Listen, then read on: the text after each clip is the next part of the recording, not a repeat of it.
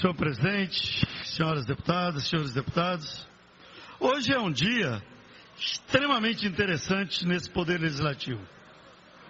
Vamos aqui, e eu vou inclusive usar o grande expediente daqui a pouco, vou começar a falar sobre as contas de 2008, contas essas, onde se começou o desastre por falta de gestão, como bem salientou o presidente da FIEB, do atual governo, onde nesse ano 2008, vou detalhar inclusive os votos e as colocações que nós da oposição fazíamos à época, as irregularidades que tiveram, a conivência do Tribunal de Contas do Estado, com a consequente aprovação. Já que nada aconteceu em 2009, a situação se agrava, vai para um déficit de 973 milhões, chegando aqui em 2012. Mas o que me chama mais atenção hoje, inclusive, está vendo os noticiários da televisão, eu vi um movimento sem terra tentar invadir o prédio da Secretaria de Segurança Pública do Estado da Bahia. Eu gostaria aqui até louvar a iniciativa do subsecretário Ari, que usou mesmo o que deveria, empunhou uma arma para inibir que invadisse o prédio de segurança pública. Imagine, senhores parlamentares, senhoras parlamentares, seria mais uma vez manchete nacional a Bahia, mas do ponto de vista negativo, o próprio prédio da Secretaria de Segurança Pública invadido pelo movimento sem terra. Já não bastam essas manifestações, várias por sinal durante o dia, e ontem eu tenho amigos que moram na Cidade Baixa, que me disseram, quem estava de carro demorou em torno do Iguatemi até a Cidade Baixa, em torno de 3 horas e pouco, 3 horas e 10, 3 horas e 15. Os que usam ônibus, que é a maioria da população, em torno de 4 a 4 horas e meia para sair de Iguatemi, chegar na Cidade Baixa. Por quê? Manifestação. Até quando vão se permitir que continuem esses abusos? Porque não se pode, o direito de alguém se manifestar termina quando começa a atingir o direito do outro se locomover. A pessoa sai do trabalho cansada, vai ter uma manifestação de pequeno grupo, bloqueando as pistas. Será que essa é a maneira correta de se reivindicar, de se manifestar, tirando o direito do outro, pai de família, que quer se movimentar? Eu quero ver quando vão esperar, quantas pessoas morrerem que tiverem numa ambulância, tendo que travegar, pegar um congestionamento de 3, 4 horas, o que vai acontecer? E essa comissão que foi criada de Ministério Público, Secretaria de Segurança Pública, o que está acontecendo? Por que essa inércia nas ações? Aí quem está com a palavra é o doutor Wélio do Ministério Público.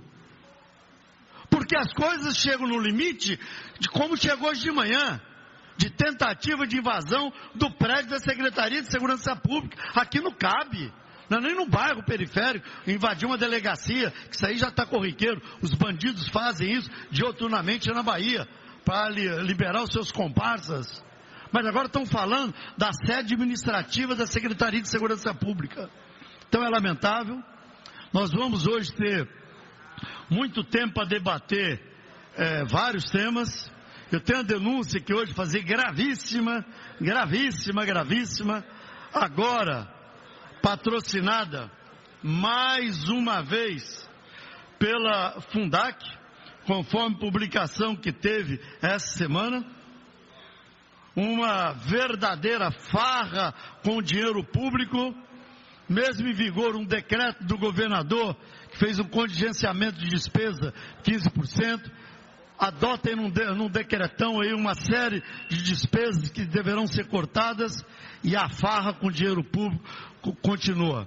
Mas teremos tempos hoje suficientes, porque terão vários projetos a ser analisados e teremos tempo para debater. Mas fica aqui o meu apoio ao subsecretário de Segurança Pública do Estado, senhor Ari, pela atitude que tomou, para que a Bahia não viesse, meu caro deputado Cacá Leão, fazer parte do noticiário nacional e, por que não, internacional, como tendo a sua sede invadida pelo Movimento Sem Terra. Então, parabéns, e eu gostaria de alertar a imprensa, que também vi na imprensa, para dando mais espaço pessoal do MST do que para o próprio Secretaria de Segurança Pública. A autoridade existe e tem que ser exercida quando se extrapolam os limites toleráveis. Conceda a palavra ao nobre deputado Elmar Nascimento, pelo tempo de até... Conceda a palavra ao nobre deputado Paulo Aze, pelo tempo de até 5 minutos.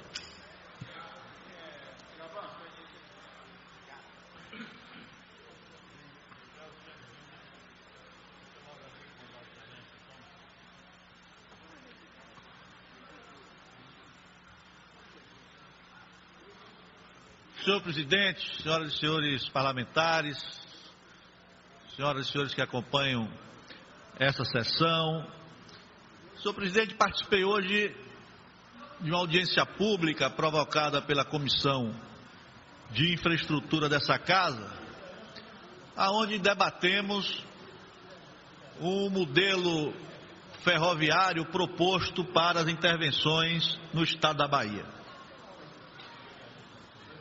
Esse assunto, senhor presidente, já é tema de muita preocupação de toda uma micro-região que tem a minha cidade de Alagoinhas como polo central, em função de decisões tomadas pelo governo federal que vêm de encontro aos interesses de toda aquela micro-região, principalmente diante de uma resolução publicada pela NTT que determina, entre outras providências, a desativação daquela importante ferrovia que hoje é objeto de concessão da Centro-Atlântica.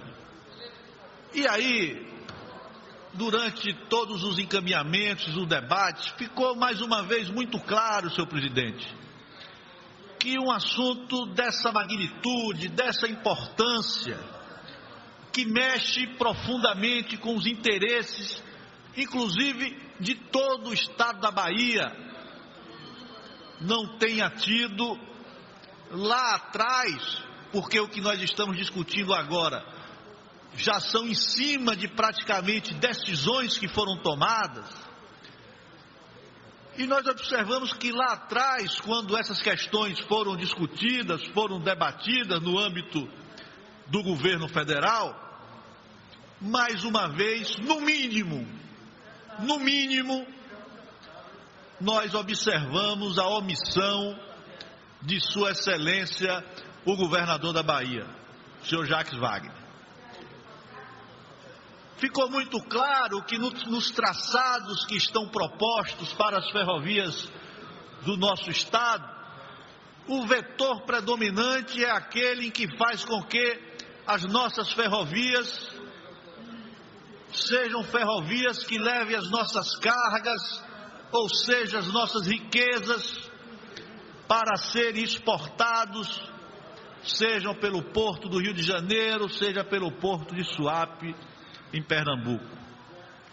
Eu não consigo entender como decisões como essa foram discutidas, foram tomadas com a complacência, para não dizer desconhecimento daquela que deveria ser, porque de fato é a maior liderança política do nosso estado, o governador Jacques Wagner. Existe toda uma mobilização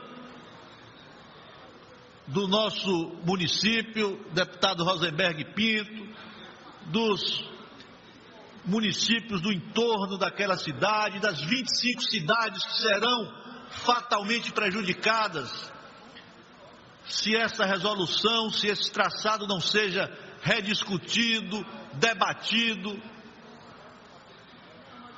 E estamos todos mobilizados, portanto, para impedir que uma ação como essa se concretize.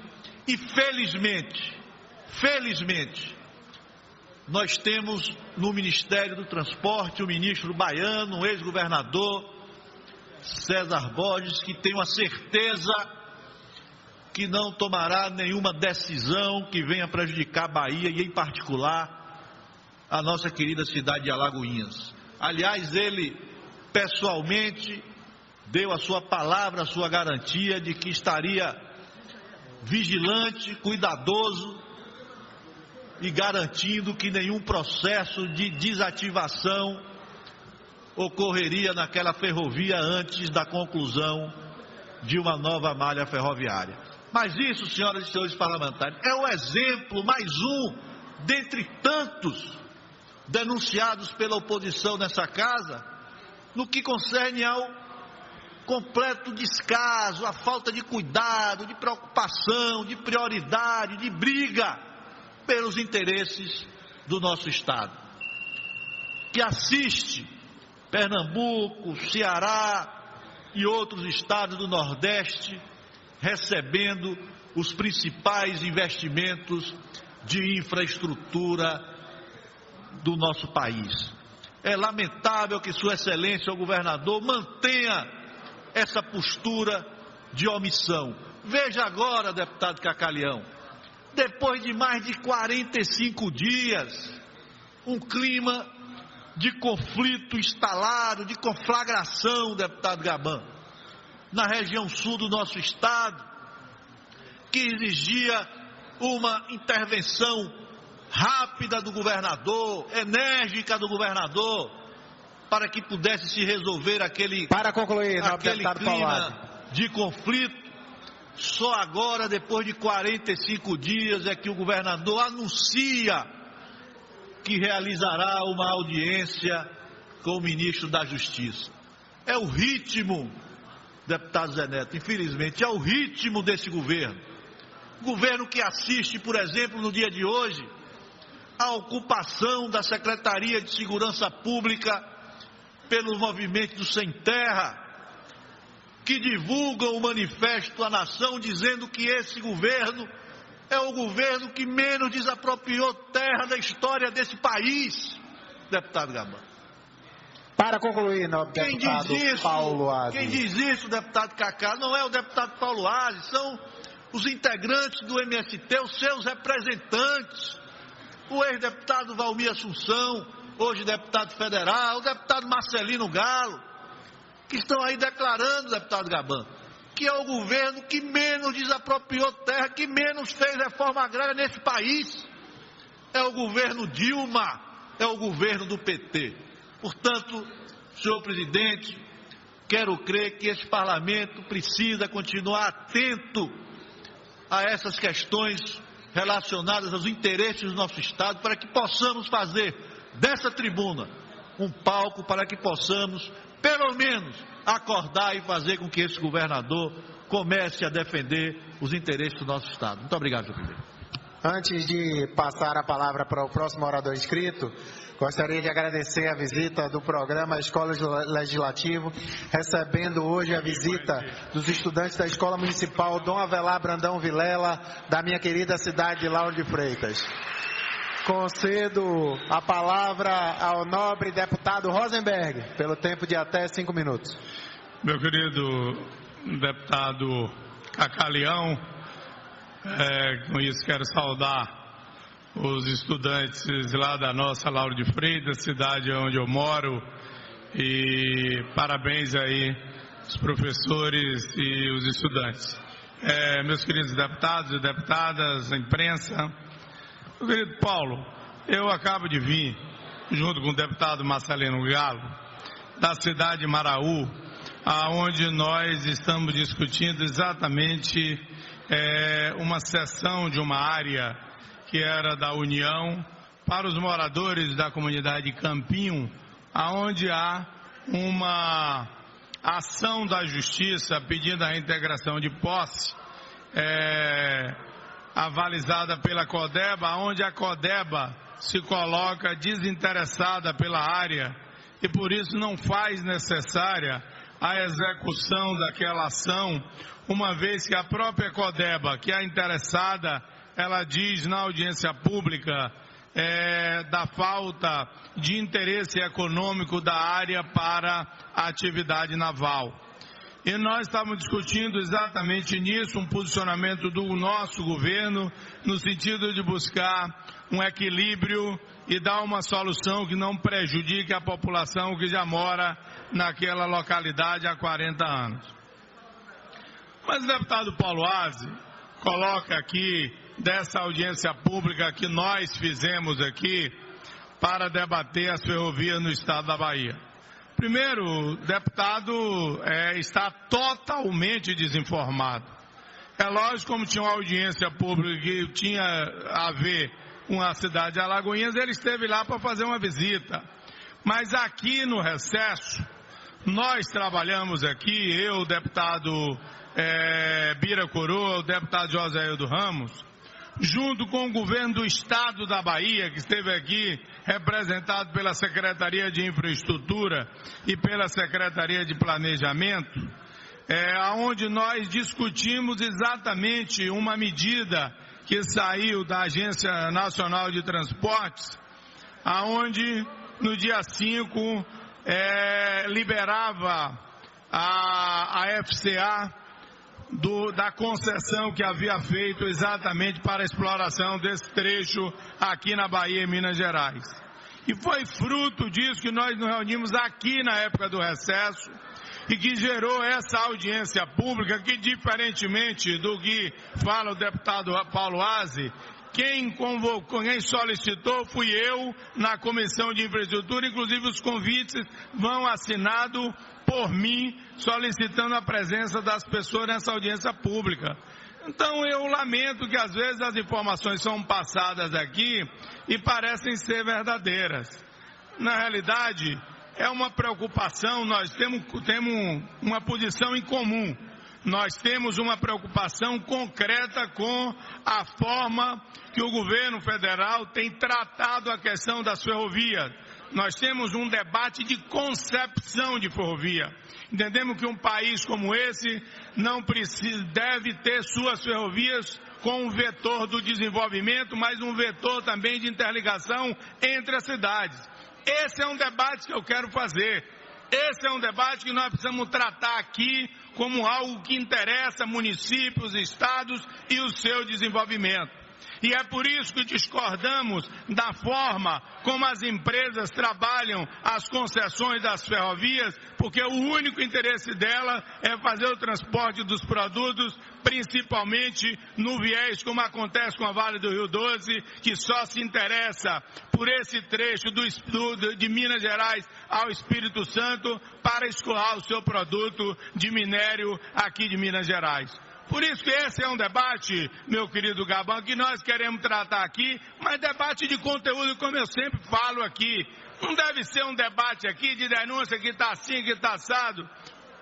Nós precisamos fazer um debate de conhecimento e não de um debate aqui, às vezes, apenas de denuncismo. De um lado um ataca, do outro lado o outro defende e que não ajuda o parlamento. Talvez seja por isso que o nosso parlamento esteja realmente tão em baixa na opinião da sociedade. Por falta efetivamente de um debate que realmente traga e que faça com que esses estudantes que aqui estão voltem para suas escolas, compreendendo que aqui é um local de debate onde as pessoas aprendem e ensinam todos os dias, é por isso que eles estão aqui. Se a gente se furtar apenas a fazer e falar do governador Jacques Wagner, ainda bem que o deputado disse que o governador Jacques Wagner é a maior liderança da Bahia, e é verdade, coordena um projeto que melhora a vida das pessoas todos os dias. Por isso, eu quero aqui encerrar as minhas palavras dizendo que o debate da ferrovia é de todos, mas foi puxado exatamente por esse projeto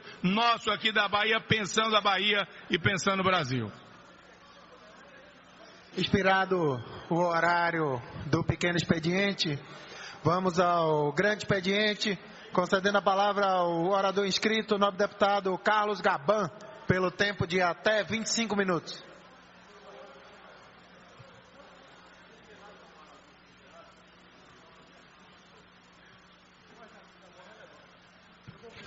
Senhor presidente, senhoras deputadas, senhores deputados, alunos que nos visitam aqui nessa tarde. Inicialmente gostaria de parabenizar a Comissão de Constituição e Justiça, que na sua unanimidade e atendendo um requerimento feito pelo deputado Bruno Reis, aprovou para que na próxima semana o secretário da Fazenda, Manuel Vitório, venha aqui na Comissão de Constituição e Justiça. Tenho certeza absoluta, meu caro Cacalião, que a comissão estará abarrotada, se podemos assim usar esse termo, ou completamente lotada, para ouvir o secretário da Fazenda num momento tão delicado que a economia baiana vem apresentando.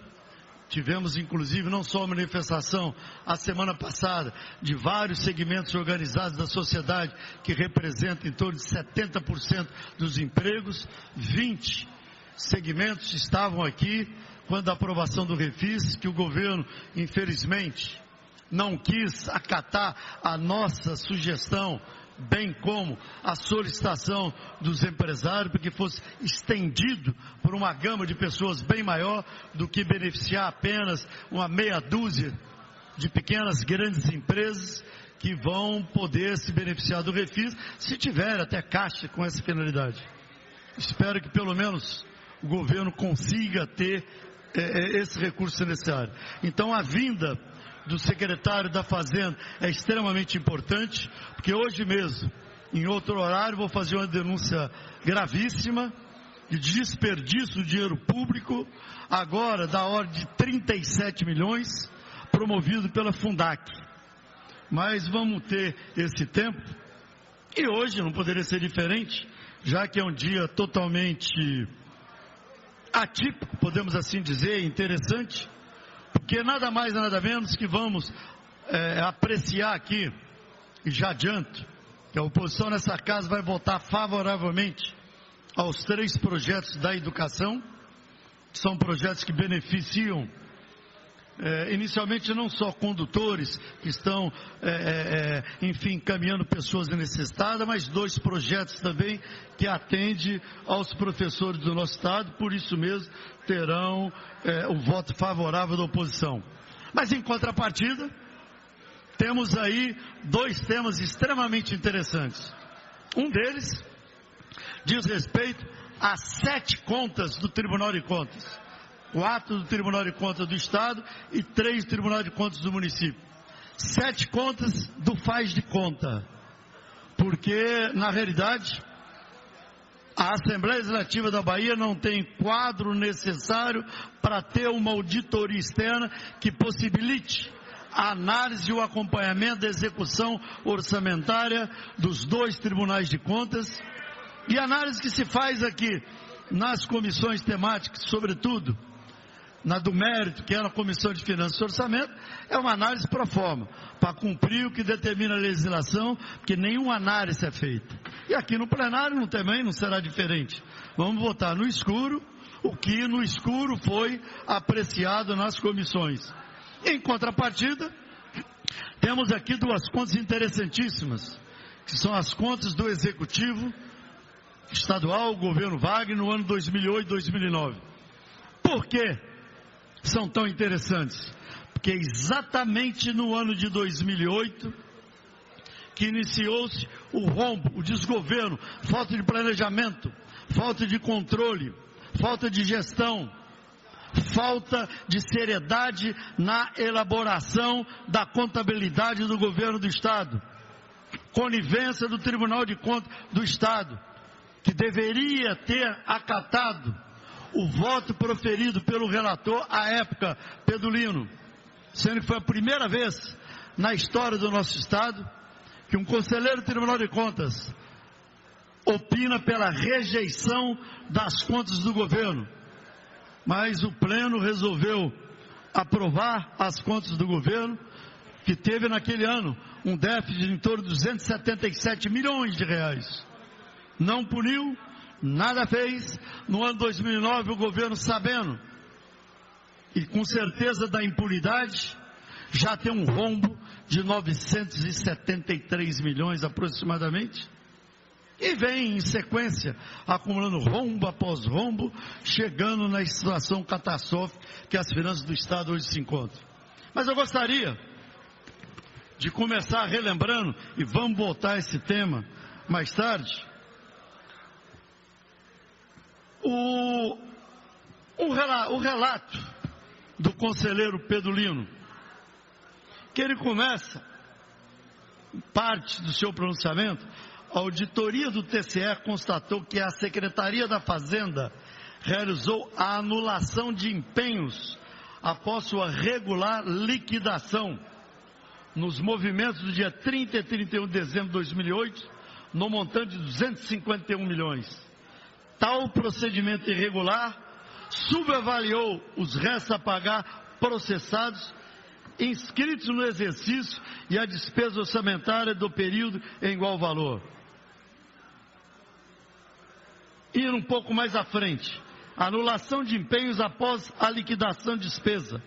Durante o trabalho de elaboração do relatório e emissão de projeto de parecer prévio sobre as contas do governo do Estado, foram identificados empenhos anulados após sua regular liquidação. O que significa isso? Vem a despesa, alguém atesta os serviços realizados, depois do serviço sendo atestado, vai para pagamento. O governo paga, daí um tempo ele anula o pagamento que fez. Isso ocorreu em 2008. E vai mais o conselheiro. Relativos a despesas liquidadas por diversas secretarias. Não foi apenas uma só. Uma delas foi o escândalo que eu gostaria de relembrar, com a prisão, inclusive, de coronéis da nossa gloriosa Polícia Militar. E fatos que vou trazer mais uma vez a público para relembrar, que os processos foram autorizados pelo então secretária ou secretário de administração e secretaria da Fazenda, que fizeram a licitação, autorizaram a liquidação, autorizaram o cancelamento da liquidação feita. Hoje também vou apresentar aqui documentos oficiais daquela secretaria autorizando esse absurdo que aconteceu nas contas de 2008. Sobretudo na Secretaria de Segurança Pública, que tinham na época que deixar pelo menos um rastro apagado, já que envolveu aí um escândalo que ocupou aí vários e vários dias das manchetes nos nossos jornais.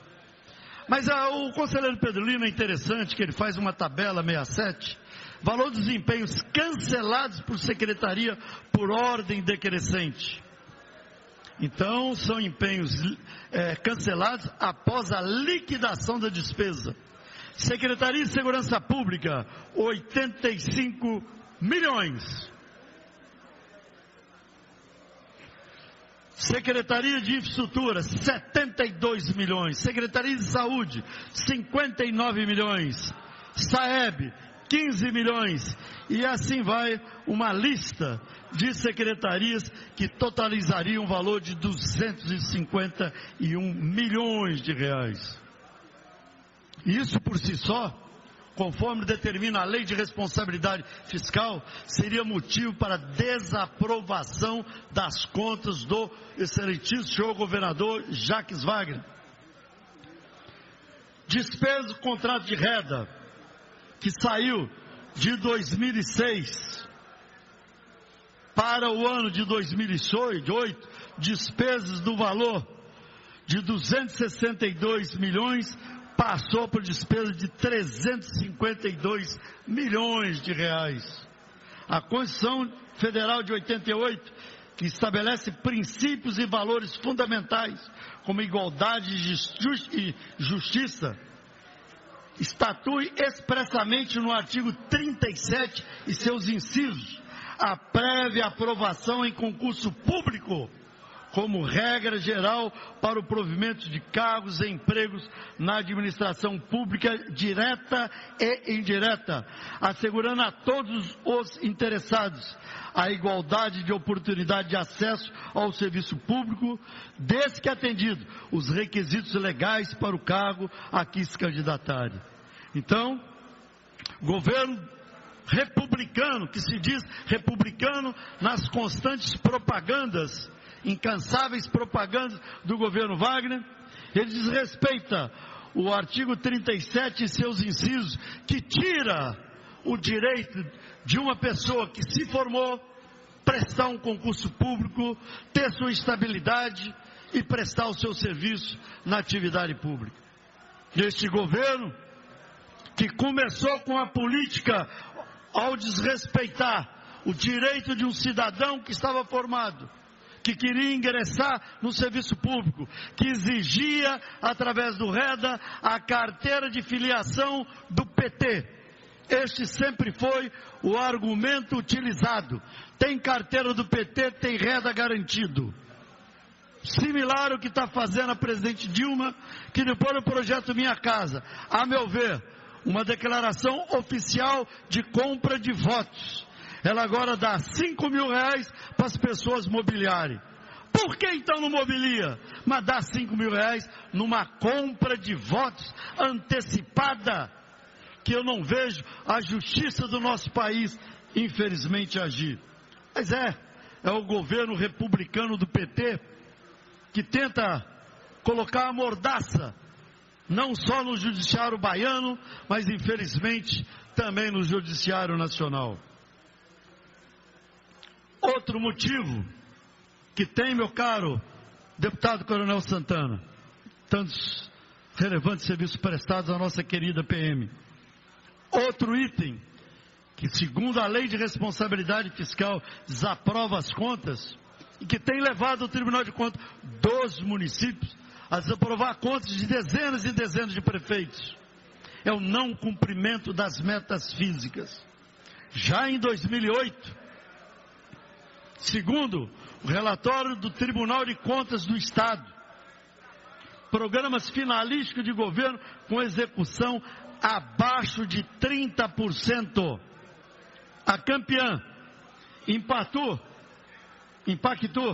infraestrutura para aceleração do crescimento do turismo no nosso estado. Não é à toa que o nosso turismo está decrescendo, ano a ano, já tem Pernambuco, outros estados, infelizmente, já alcançando e ultrapassando o estado da Bahia em número de turistas.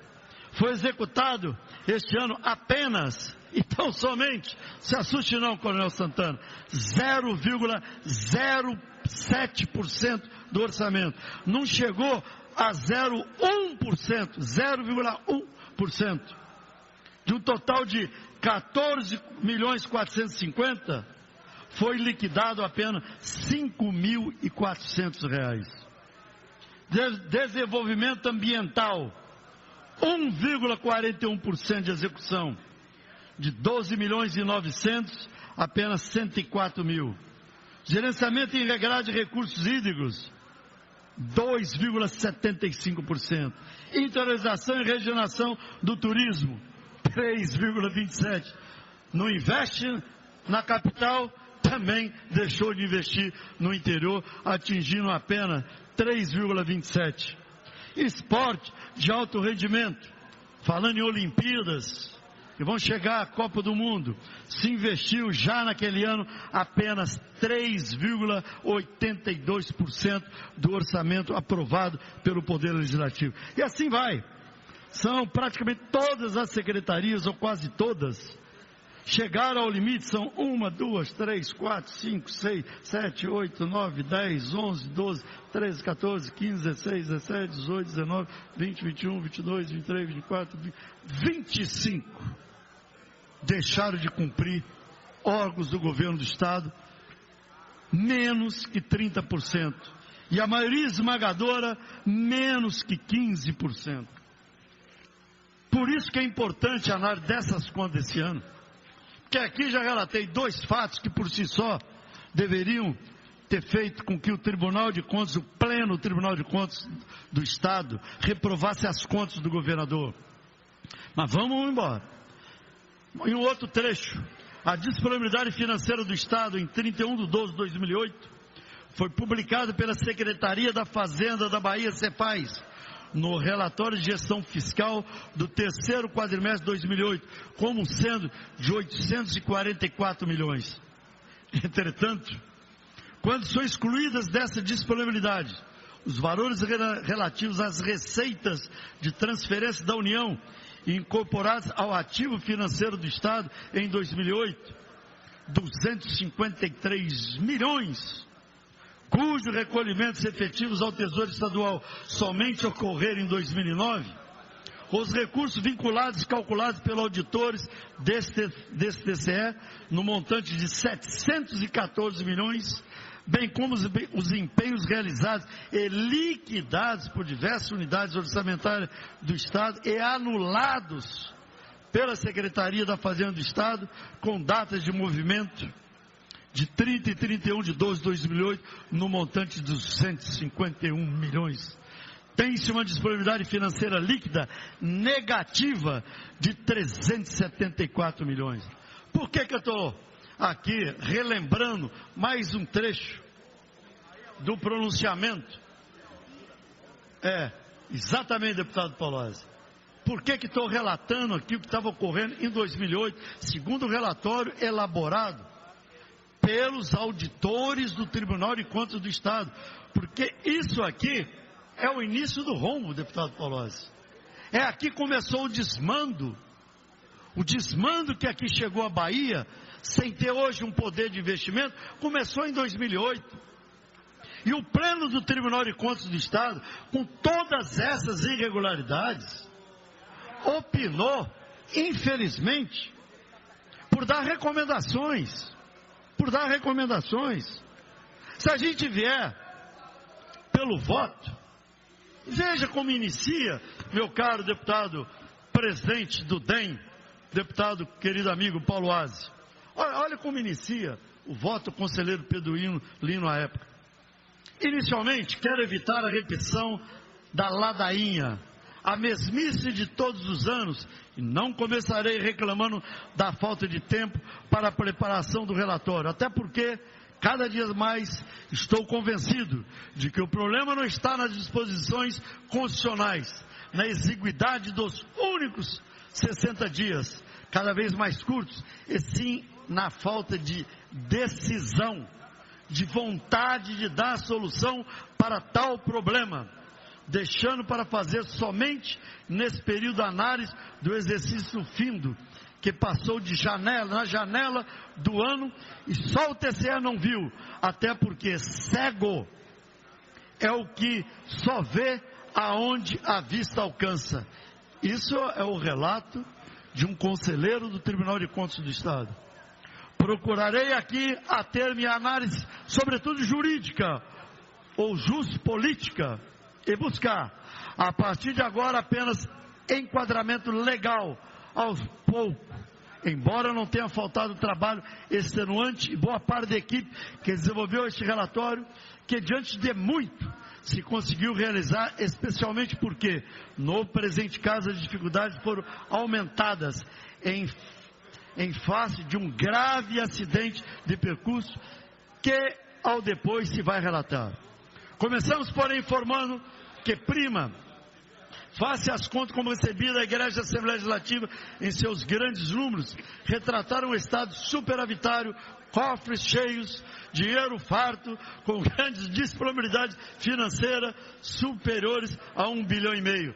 Esta é a contabilidade oficial apresentando pelo governo, que alcançava a cifra de 1,5 bilhão e na realidade tinha um déficit de 251 milhões. É um negócio que nos deixa realmente até consternado em ler isso. Indo mais à frente, dentro da moderna teoria constitucional, a obrigação primeira de um Estado democrático de direito, com objetivos agendados e qualificados fundamentais, de entre outros, garantir o desenvolvimento e erradicar a pobreza, artigos 1º e 3º da Constituição Federal. Nesse exercício, mais se assegurava primordial tal tarefa, especialmente porque, no ano que se iniciava o plano plurianual de uma nova e eleita administração que afirmava estava adjetivado pela participação da própria população na escolha e decisão das políticas públicas, que teve como premissa, segundo o governador Jacques Wagner, a síntese de um esforço coletivo que envolveu tanto o conhecimento técnico dos servidores públicos de todas as secretarias de Estado, quanto as demandas e propostas apresentadas pelos representantes dos diversos segmentos da sociedade que estiveram presentes nas plenárias do PPA participativo. É o governo da propaganda, que deixa muito claro o que já fazia desde aquela época. Orçamento participativo, um PPA que vai definir o rumo dos investimentos no Estado nos próximos anos.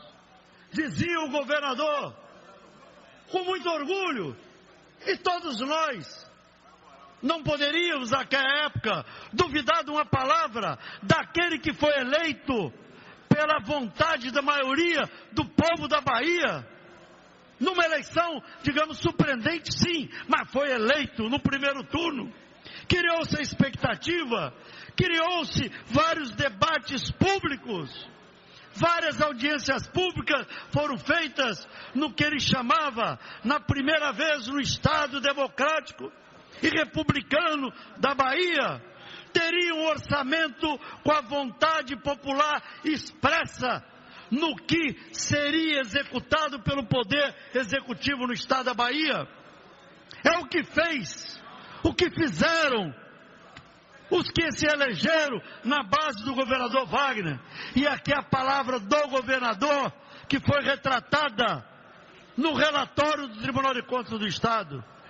Aí a gente pergunta, na prática, o que aconteceu com aquela vontade popular expressa nas inúmeras audiências públicas para que se elaborasse um orçamento participativo? Nada. O que fez o excelentíssimo senhor governador? Esqueceu os compromissos com a população, esqueceu-se que foi eleito no primeiro turno, que o seu compromisso e as propagandas e as promessas de campanha que ele estava iniciando, o seu cumprimento através das audiências públicas, de um orçamento que seria participativo, esquece de tudo. Aumentando o número de renda, solicitando a apresentação de uma carteirinha de filiação do PT para ter um cargo no governo. Optou-se por aqueles políticos que esqueceram que foram eleitos pela vontade popular da nossa população para fazer uma oposição de fiscalização àquele que se elegeu, para que não tivesse desvios de conduta e não deixasse de cumprir os programas e as promessas que tinha feito na campanha. Optaram pelo caminho mais fácil do adesismo. Foram aderir ao governo para ter as facilidades. E o governador sai de um número de 20 secretarias, cria 11 secretarias a mais, um aumento de mais de 52%, e aí o rombo começa, chegando, como diz um relatório do próprio Tribunal de Contas, quando, para maquiar as contas, o ex-secretário Carlos Martins diz que tinha disponibilidade financeira de 1,5 bilhão e tinha um déficit de mais de 270 milhões. Esta bancada largatixa que o governo tem aqui, também foi conivente, foi responsável. Acredito que deveria, se tivesse o mínimo de comprometimento, não só com o governador, mas com aqueles que lhes elegeram, deveria, mesmo se não gostasse de analisar as finanças, pelo número de assessores que todos temos, pelo menos um, tenho certeza, que tem a competência necessária para que apresentasse ao deputado as falhas dessa conta, mas nem isso fizeram. Acharam melhor aprovar na Comissão de Finanças e Orçamento, que nunca funciona. Só funciona para dizer amém ao que vem do governo. Não o alertaram e chegamos no que chegamos. Mas terei muito tempo hoje, a noite é longa, apenas fiz análise de 2 folhas do conselheiro Pedro Lino, mas como os 25 minutos se esgotaram, meu caro presidente, vou depois de apresentar para conhecimento desta casa o voto que foi proferido. Vou apresentar também, meu caro presidente Adebal Fulco Caldas, o relatório que eu fiz nas contas de 2012, que entreguei não só ao presidente do Tribunal de Contas, aos todos os conselheiros do Tribunal de Contas, ao Ministério Público de Contas, que tem assento no TCE, de todas as irregularidades que foram também cometidas em 2012. Por que estou falando isso, concluindo, senhor presidente? Para mostrar que as falhas de 2012 são as mesmas que vinham desde 2008. Se o governo tivesse tido o mínimo cuidado de ver o que, não só que a oposição falava, mas que o Tribunal de Contas, através do seu relator, das contas daquele ano de 2008, relataram, se ele tivesse acordado e tomado as devidas providências, o Estado da Bahia não estaria hoje sem ter o poder de endividamento e ser taxado até pelo presidente da FIEB, uma das instituições mais respeitadas do nosso Estado, ser considerado um governo que não tem gestão na administração das contas públicas.